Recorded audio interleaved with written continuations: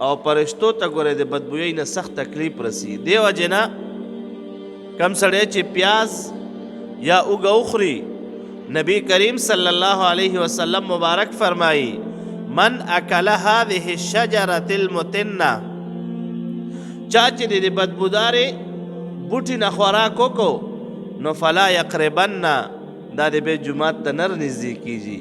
تر دې پورې علماء کرام فرمایي فوراً مزه یا خو مسواک وه یا خوږ څیز وخوره یا بل داسې څیز. ښه نو بعضې سړی چې سګرټ څکي یا نسوار اچوي د خولې نه بدبویي ځي، نو فرشتو ته څومره تکلیف وي.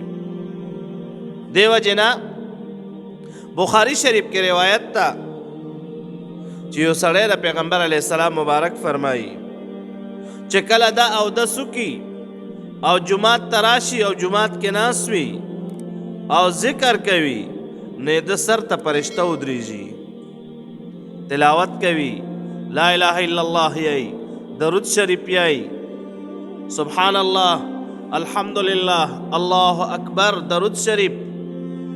نو فرشته سر ته ودري او دعا کوي رب اغفره وارحمه خو ما لم یحدث. پیغمبر علیه السلام مبارک فرمایی دا فرشته خدای پاکه دا وبخې، خدای پاکه په ده رحم وکې، خو تر څو پورې چې ګوره دا سړی بې اودسه نه شي. که بې اودسه شو بس فرشتې روانې شي بدبویۍ د لاسه، فرشته څه شي هغه روانه شي. نو لہذا پیغمبر علیه السلام مبارک او فرمایل چې دا خوړل حرام نه دي، خو لیکن زه چې چا سره ملاقات او مناجات کومه نه تاسو خو هغوی سره نه کوئ که نه مناجات او خبرې، او فرشتو ته خو د بدبویۍ نه سخت تکلیف رسی. نو لہذا کم سړی چې پیاز یا اوږه وخوري نو دله ګوره ډایرکټ جومات ته رتلل نه دي پکار. پکار داره چې دا د دې بدبویي ختمه کي.